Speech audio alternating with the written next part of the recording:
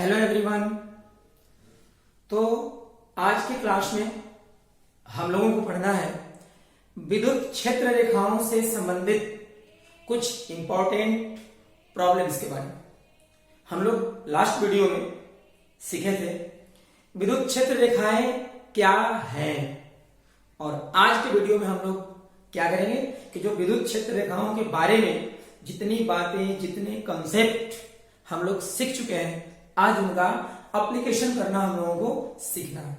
तो देखिए यहां फर्स्ट जो क्वेश्चन दिया गया है, दो बिंदु आवेशों के निम्नलिखित निकाय के लिए विद्युत क्षेत्र रेखाएं बनाइए। समान परिमाण के दो धनात्मक बिंदु आवेशों का निकाय और समान परिमाण के दो ऋणात्मक बिंदु आवेशों का निकाय। यहां पर दो बिंदु आवेशों के निकाय हैं। पहला क्वेश्चन में है दोनों निकाय के दोनों बिंदु आवेश क्या रहेंगे, धनात्मक, और दूसरा में निकाय के दोनों बिंदु आवेश क्या रहेंगे, ऋणात्मक।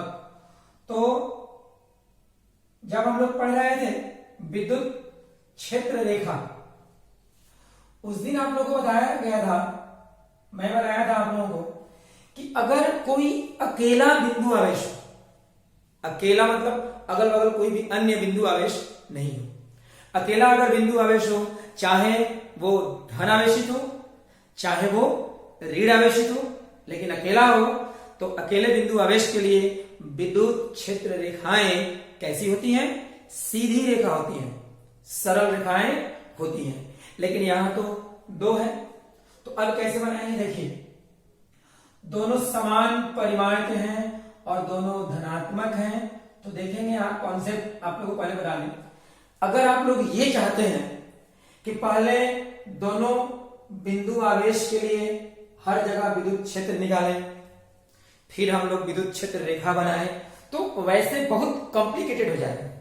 हम लोग को क्या करना है, कुछ ऐसा कॉन्सेप्ट, ऐसा तरीका सीखना है कि हम लोग बहुत जल्दी और आसानी से विद्युत क्षेत्र रेखाएं बना लें।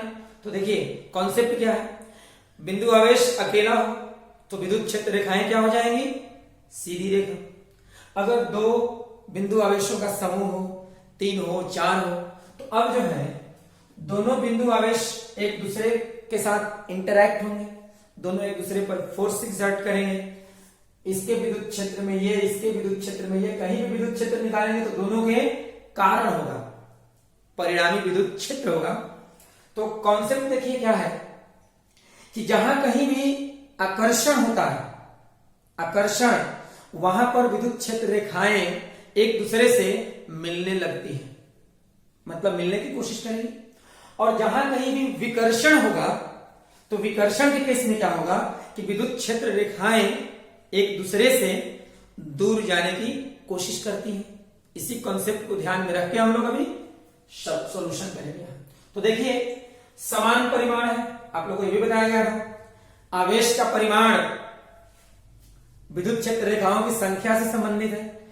जिस आवेश का परिमाण जितना ही अधिक, उसके लिए विद्युत क्षेत्र रेखाओं की संख्या भी अधिक, और जिस आवेश का परिमाण कम, उसके लिए विद्युत क्षेत्र रेखाओं की संख्या भी क्या होगी, कम होगी। यहां तो दोनों बिंदु आवेशों के परिमाण समान है, और जब परिमाण समान है तो क्या होगा, दोनों बिंदु आवेशों के लिए क्या हो जाएगा, विद्युत क्षेत्र रेखाओं की जो संख्या है वो क्या हो जाएगी, समान हो जाएगी। तो यहां देखिए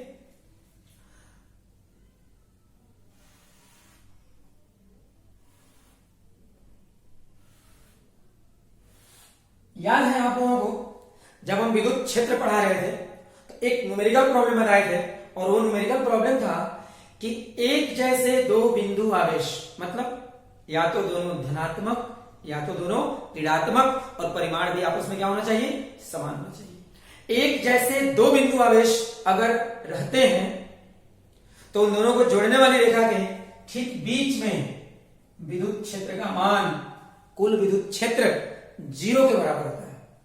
और जहां विद्युत क्षेत्र नहीं होगा, वहां तो पढ़ा है ना कि विद्युत क्षेत्र जहां है ही नहीं, वहां पर विद्युत क्षेत्र रेखा भी नहीं होगी। तो यहां ठीक बीच में विद्युत क्षेत्र का मान 0, इसलिए यहाँ पर विद्युत क्षेत्र रेखा हम लोग बीच में नहीं बनाएंगे, मतलब दोनों यहाँ रेखाएं अलग अलग होंगी और धन आवेशित है ना, तो विद्युत क्षेत्र रेखाएं धनात्मक आवेश से क्या होती हैं, निकलती हैं, निकल रही हैं यहाँ। और भी बहुत सारी विद्युत क्षेत्र रेखाएं होंगी, अकेले रहने पर सीधी होती, लेकिन यहाँ तो इससे निकलने वाली विद्युत क्षेत्र रेखा और इससे निकलने वाली विद्युत क्षेत्र रेखाएं दूसरे से दूर जाने की कोशिश करेंगी ना, एक दूसरे से दूर जाने की कोशिश करेंगी। तो ये देखिए कैसे हो जाएंगे, यहां से ऐसे और इसमें ऐसे दूर जाने की कोशिश कर रही है, यहां से ऐसे, यहां भी ऐसे, ये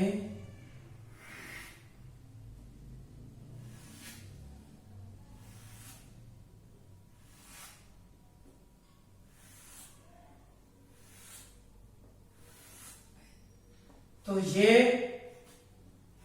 एक जैसे दो धनात्मक बिंदु आवेशों के निकाय के लिए क्या है, विद्युत क्षेत्र रेखाएं। अगर यहां देते हैं प्लस स्मॉल q, तो यहां भी क्या देना होगा, प्लस स्मॉल q। चूंकि दोनों यहां बिंदु आवेशों के परिमाण समान है, इसलिए दोनों बिंदु आवेशों से या दोनों बिंदु आवेशों के लिए जो विद्युत क्षेत्र रेखाएं होनी चाहिए वो संख्या में क्या होनी चाहिए, बराबर होनी चाहिए। और तीर का निशान बता रहा है कि विद्युत क्षेत्र रेखाएं यहां से बाहर निकल रही है। समझ में आ गया। अब हम लोग बनाएंगे यहां सेकंड नंबर जो है,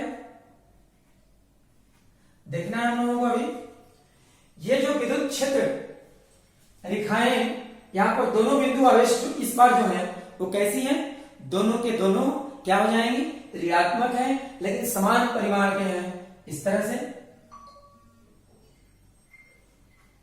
और एक हो जाएगी ये दोनों ऋणावेशित है, लेकिन है तो एक जैसी ना, परिमाण समान, और ये चिन्ह दोनों का समान है, ऋणात्मक है। तो यहां भी दोनों के विद्युत क्षेत्र रेखाएं क्या हो जाएंगी, समान होंगी संख्या में। और दोनों को जोड़ने वाली रेखा के ठीक बीच में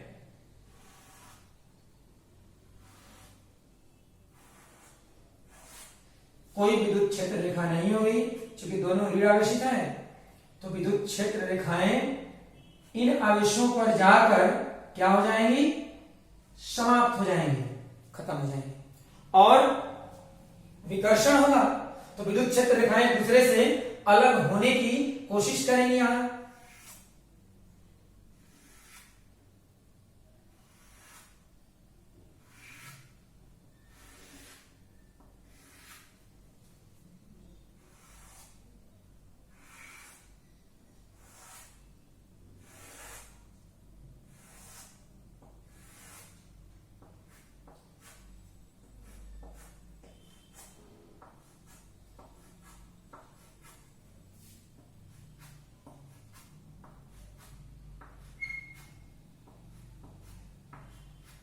देखिए, इस आवेश के लिए जो विद्युत क्षेत्र रेखाएं हैं वो इस आवेश के विद्युत क्षेत्र रेखाओं से दूर जाने की कोशिश कर रही है। मतलब यहां क्या होगा, विकर्षण होगा। ये अगर माइनस स्मॉल q मानते हैं तो इसे भी मानेंगे माइनस स्मॉल q। अब आप लोगों को क्या करना है, इसे अच्छे से समझ लीजिए और इसे बना लीजिए, ठीक है। और आप लोगों को क्या करना है, सब वीडियो देखने के बाद, अच्छे से समझने के बाद, ये जो भी काम मैं कर रहा हूं आप लोग खुद से कॉपी पर एक बार अपने से बनाएंगे तो और भी बढ़िया से आप लोगों को समझ में आएगा।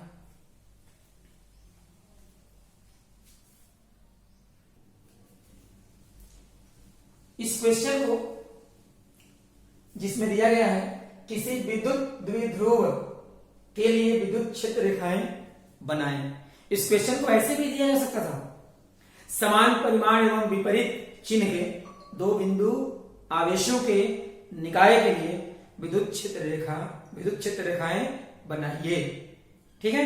तो चाहे ऐसे दे या ये कहे कि समान परिमाण एवं विपरीत चिन्ह के दो बिंदु आवेशों के निकाय, तो दोनों का मतलब सेम होगा। अभी हम लोगों को एक प्लस और एक माइनस दो बिंदु आवेशों के निकाय के लिए क्या बनाना है, विद्युत क्षेत्र रेखाएं बनाना है। तो आप लोग ध्यान से देखेंगे, यहां ये माइनस स्मॉल क्यू और इधर हो जाएगा प्लस स्मॉल क्यू। समान परिमाण और विपरीत चिन्ह के हैं। तो देखिए दोनों बिंदु आवेशों के परिमाण समान है लेकिन चिन्ह तो अलग अलग। अगर ये माइनस तो ये प्लस होना चाहिए। तो जब दो विपरीत चिन्ह वाले बिंदु आवेश हों तो दोनों को जोड़ने वाली रेखा पर कहीं भी विद्युत क्षेत्र का मान, दोनों के बीच में, दोनों को जोड़ने वाली रेखा पर कहीं भी विद्युत क्षेत्र का मान शून्य के बराबर नहीं होता है। और इसीलिए यहां बीच में जो विद्युत क्षेत्र रेखा होगी वो यहां पर कटी हुई नहीं जाएगी, ठीक है ना, पूरा कंटिन्यूअस सतत रूप से रहेगी। और इसे अगर माइनस मानते हैं तो यहां तीर का निशान हम लोग ऐसे देंगे, देख लीजिए, यहां माइनस प्लस से शुरू होगी और माइनस पर समाप्त होगी और बाकी जो है इधर सीधी रेखा रहेगी ऐसे। अब यहां एक प्लस एक माइनस है तो दोनों बिंदु आवेश एक दूसरे को अपनी ओर क्या करेंगे, आकर्षित करेंगे, अपनी ओर खींचेंगे। और अभी थोड़ी देर पहले तो बताया कि जहां कहीं भी आकर्षण हो वहां पर विद्युत क्षेत्र रेखाएं एक दूसरे से मिलने की कोशिश करती हैं, मिलती हैं। तो यहां पर इस तरह से बनाएंगे और कि विद्युत क्षेत्र रेखाएं एक दूसरे से मिलेंगी। कैसे,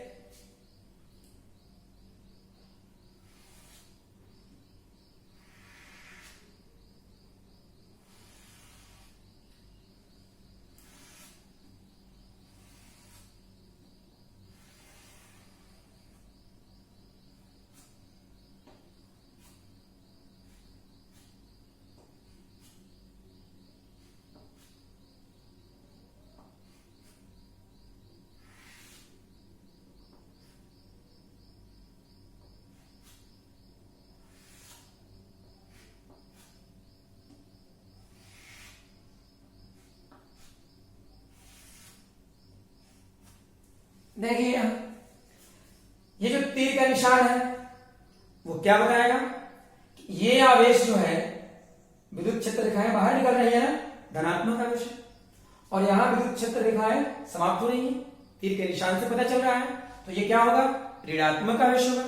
तो यहां और एक बात ध्यान देना है, विद्युत क्षेत्र रेखाओं की संख्या जितना इसमें है उतना ही इसमें है। तो इसका मतलब यह हुआ कि परिमाण में दोनों आपस में क्या होंगे, समान होंगे। यहां अगर करते हैं माइनस स्मॉल क्यू तो यहां लिखना होगा प्लस स्मॉल क्यू। तो यह हुआ विद्युत द्विध्रुव के लिए विद्युत क्षेत्र रेखाएं। यहां समान परिमाण और विपरीत चिन्ह वाले दो बिंदु आवेशों के निकाय के लिए विद्युत क्षेत्र रेखाएं। तो आप लोग इसे लिखें।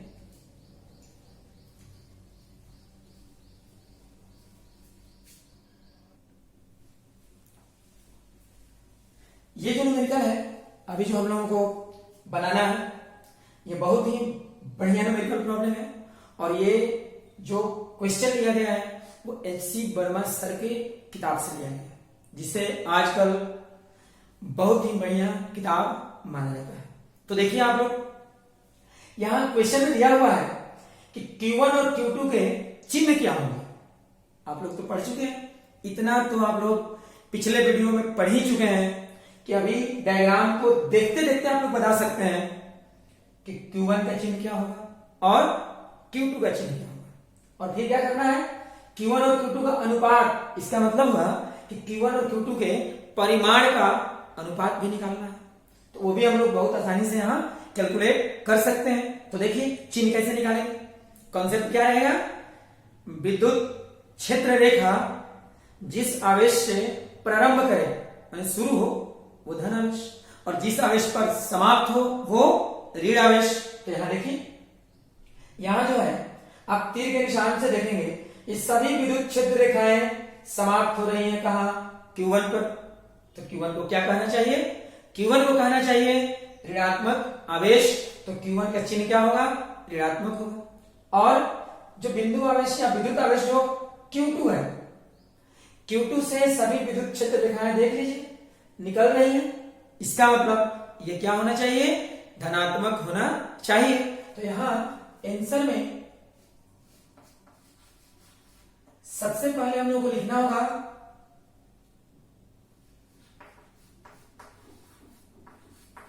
आवेश Q1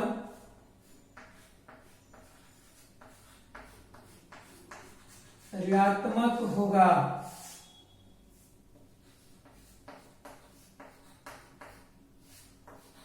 तथा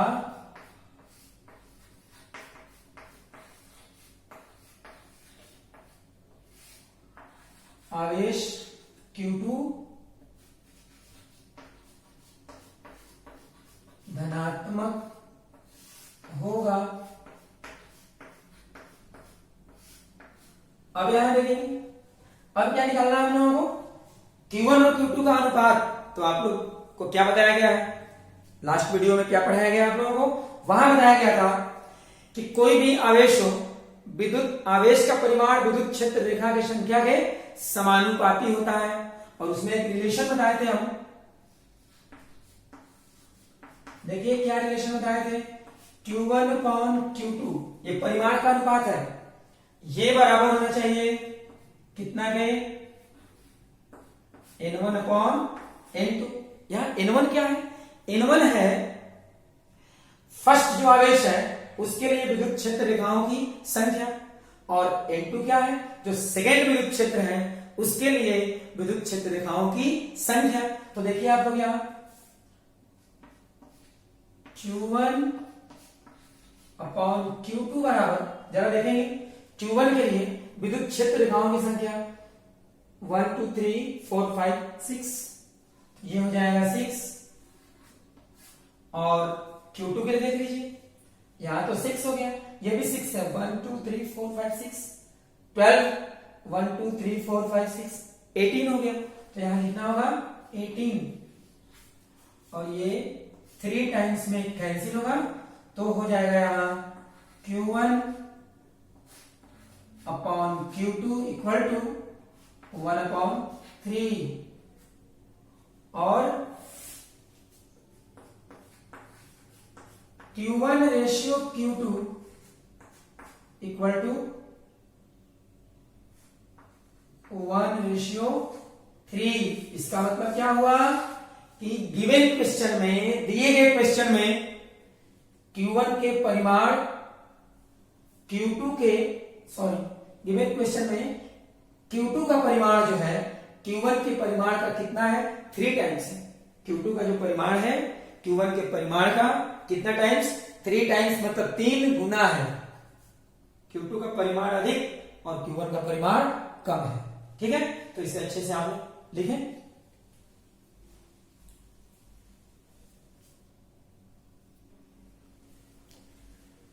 ये जो क्वेश्चन है अभी जो हम लोग सॉल्व करेंगे, देखने में लग रहा है ना बहुत बड़ा क्वेश्चन है, पता नहीं कैसे बनेगा, लेकिन ऐसा नहीं है। आप लोग को इतना बताया गया है लास्ट वीडियो में, विद्युत क्षेत्र रेखा जो पढ़ा रहे थे उसमें, कि आप लोग अभी देखते देखते इसका जवाब दे देंगे। बहुत सारे लोग को जवाब मालूम भी होगा, कैसे सॉल्व करेंगे इसे, ध्यान से देखिए।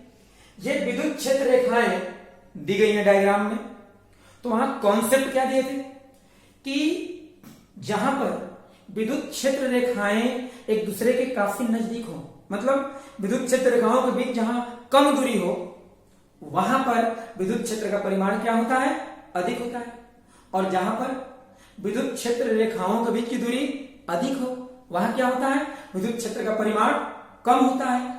और जहां पर विद्युत क्षेत्र रेखाओं के बीच की दूरी बराबर बराबर हो, वहां क्या होगा, विद्युत क्षेत्र का परिमाण भी बराबर होगा। तो इस डायग्राम में देखिए, बिंदु A और बिंदु C, ये दोनों जहां हैं, दोनों की जगह पर विद्युत क्षेत्र रेखाओं के बीच की दूरी जितना यहां है उसी तरह का यहां भी है। कहने का मतलब है कि यहां पर विद्युत क्षेत्र का जो परिमाण होना चाहिए, यहां भी विद्युत क्षेत्र का वही परिमाण होना चाहिए। तो यहां देखिए, ई ए वेक्टर बराबर होगा ई सी वेक्टर, का परिमाण, ई ए वेक्टर का मॉड बराबर ई सी वेक्टर का मॉड। अब देखेंगे आप बी बिंदु पर लिखेंगे, यहां पर विद्युत क्षेत्र रेखाओं के बीच की दूरी क्या है, अधिक है, यहां और यहां के रेस्पेक्टिव। इसका मतलब हुआ कि यहां पर विद्युत क्षेत्र का परिमाण क्या होगा, कम होगा, तो यहां हो जाएगा mod of E B vector, इसका परिमाण कम है मतलब ऐसे है। ठीक है, तो ऑप्शन देखिए यहां कौन सही है, ऑप्शन सी।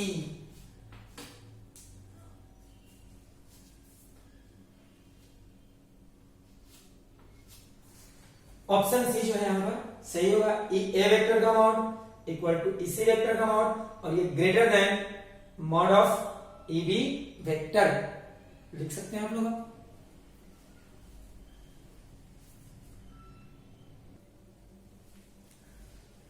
तो ये जो क्वेश्चन है आज का लास्ट क्वेश्चन है ये, और बहुत बढ़िया क्वेश्चन है, अच्छे से आप लोग समझेंगे इसे। सबसे पहले ध्यान देना है विलगित माने क्या होता है, विलगित मतलब बिल्कुल अकेला, अलग। तो चालक वस्तु है, चालक वस्तु माने चालक पदार्थ का बना हुआ चालक वस्तु है, लेकिन अकेला है, विलगित है, और कैसा है, आवेशित है। तो ऐसे वस्तु के लिए विद्युत क्षेत्र रेखाएं हम लोगों को बनाना है। अभी देखिए कैसे बनाएंगे। चालक वस्तु किसी भी आकार का ले सकते हैं हम लोग, ये वस्तु हो गई, वस्तु हो गई, और चालक वस्तु है तो एक कॉन्सेप्ट जो कभी हम चर्चा किए हैं आप लोगों को पहले, फिर आज एक बार चर्चा कर रहे हैं। अगर विलगित चालक वस्तु हो, उस पर कोई भी आप आवेश देते हैं तो पूरा का पूरा आवेश कहां चला जाएगा, चालक वस्तु के सतह पर चला जाएगा।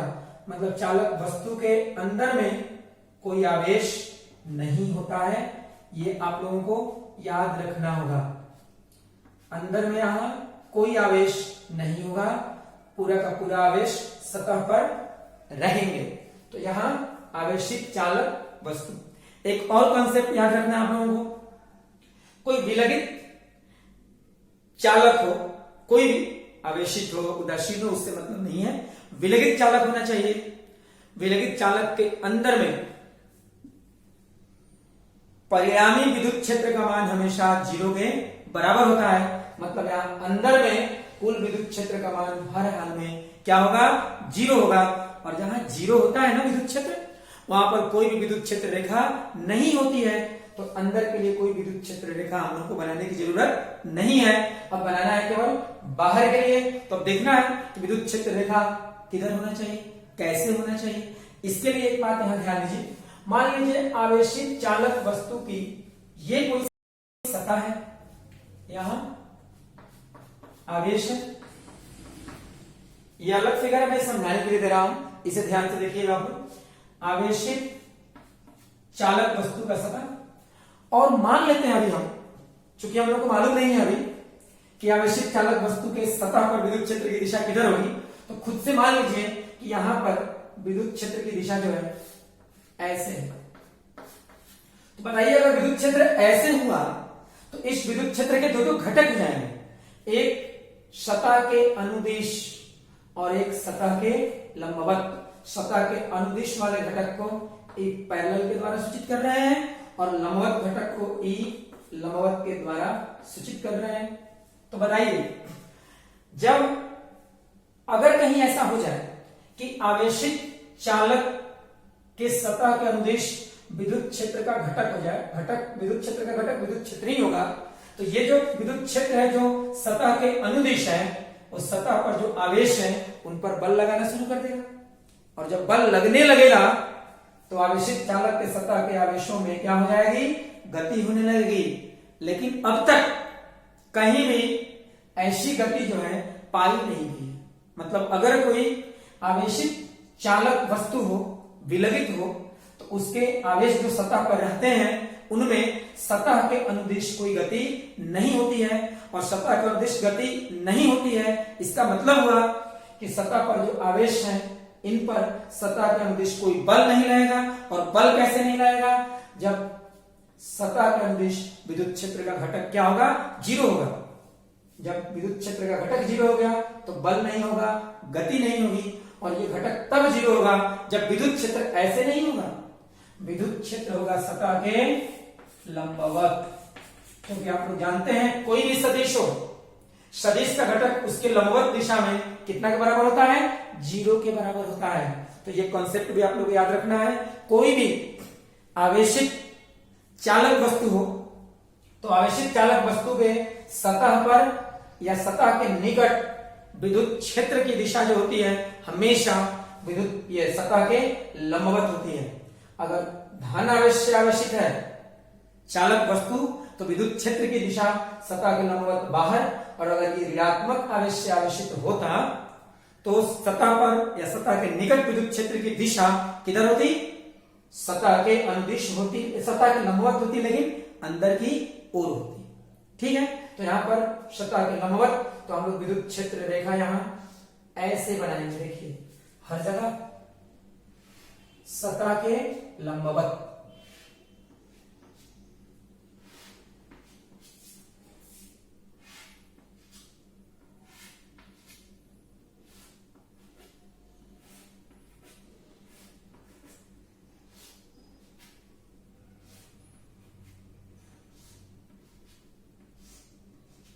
तो ये हो गया विलगित आवेशित चालक वस्तु के लिए विद्युत क्षेत्र रेखाएं।